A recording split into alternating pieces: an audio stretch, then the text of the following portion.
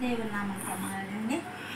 మరి మనము ఈ 40 డేస్ ఉపవాస దినాల్లో ఉన్నాము కాబట్టి మనం దేవుని శ్రమలను శిలువ ధ్యానించుకోవాలి. మరి యొక్క మత్తయి సువార్త 4వ అధ్యాయంలో కూడా మరి యేసు ప్రభు మరి అపవాది చేత శోధించబడుటకు ఆత్మ వలన అరణ్యమునకు కొనుపోబడెను. 40 దినములు 40 రాత్రులు ఉపవాసం ఉండిన పిమ్మట 40 దినములు 40 రాత్రులు అరణ్యంలో ఉపవాసం ఉన్నప్పుడు ఈ యొక్క అపవాది ఆకలిగొని ఉన్నాడు. ఆకలిగొని ఉన్నప్పుడు ఆకలిగొనగా పిమ్మట ఆయన ఆకలిగొనగా ఈ యొక్క అపవాది శోధిస్తుంది యేసయ్యని.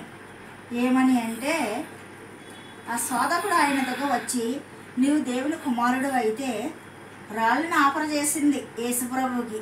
రాళ్ళని ఆపర చేసి ఈ రాళ్ళను రొట్టెలుగా చెయ్యి నువ్వు దేవుని కుమారుడు అయితే అని అపవాది దేవుణ్ణే శోధించి దేవుని మీద పందెం వేసింది.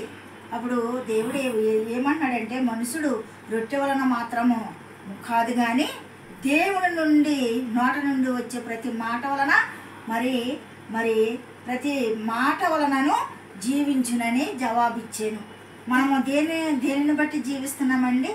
దేవుని నోట నుండి వచ్చే మాట వలననే జీవిస్తున్నాము కానీ దేవుని రొట్టెల వలన కాదు అని ఆ అపవాదికి జవాబు ఇచ్చాడు. రెండవదిగా మళ్ళీ అది అంతటా అపవాది పరిశుద్ధ స్థలమునకు ఆయనను మరి తీసుకొని పోయి దేవాలయ శిఖరమున నిలవబెట్టి నువ్వు దేవుని కుమారుడు అయితే ఈ యొక్క శిఖరము నుండి కిందకు దుమ్మకమంటుంది. చూడండి ఎంత కుతంత్రగలదో. సిగ్గులేంది అపవాది. సిగ్గులేని పేరంటానికి వస్తుంది గృహాల్లోకి. సిగ్గులేని పేరంటానికి గృహాలకి ఎప్పుడు వస్తుందంటే మన ఇంట్లో ప్రార్థన లేనప్పుడు, ప్రార్థన శక్తి లేనప్పుడు, మనుషుల్లో స్థుతులు లేనప్పుడు, స్థుతారాధన లేనప్పుడు గృహాల్లోకి వస్తుంది. సిగ్గులేని అపవాది హృదయంలోకి వచ్చి ఆ యొక్క మనుషులను పాడు చేస్తుంది, కుటుంబాలను కూడా నాశనం చేస్తుంది, దేవుని శోధిస్తుంది. చూడండి, నువ్వు ఈ రొట్టెను మరి రాళ్ళను రొట్టెలుగా చేయంటుంది. 2 ఆలయం శిఖరం మీద నుండి కిందకు దుమ్ముకే నువ్వు అనేసి అంటుంది. కిందకు దుమ్ముకుమని రెండవ మాటకు అన్నప్పుడు మరి దేవుడు మరి అంత శక్తిమంతుడినే శోధించినప్పుడు నిన్ను నన్ను శోధించదండి. అందుకే మనం ఎల్లప్పుడూ నిరంతరము ప్రతి నిమిషము మెలకుగా ఉండి ప్రార్థన చేయమని దేవుడు పదే మనల్ని హెచ్చరిస్తూ ఉన్నాడు.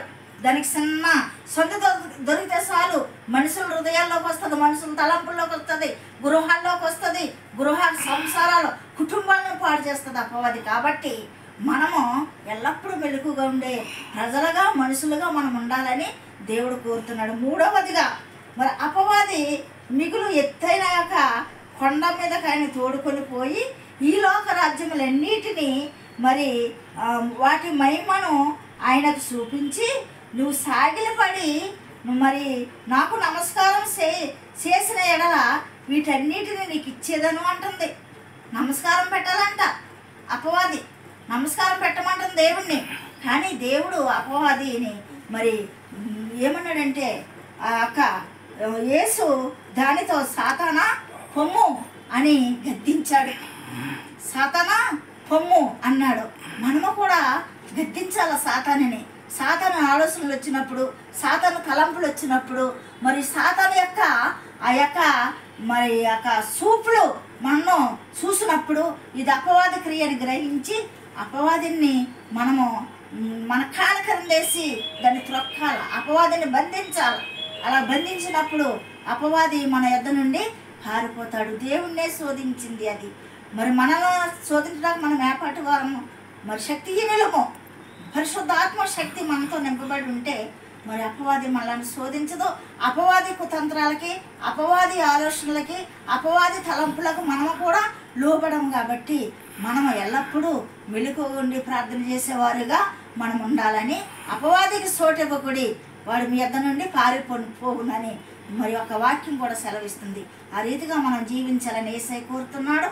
మరి మనము కూడా అపవాదిని ఎదిరించే పరిశుద్ధాత్మ శక్తిని పొందుకుని శక్తి గలవారముగా ఉందాం. ఆమేన్. ప్లీజ్ సబ్స్క్రైబ్ చేయండి, లైక్ కొట్టండి. ఆమేన్.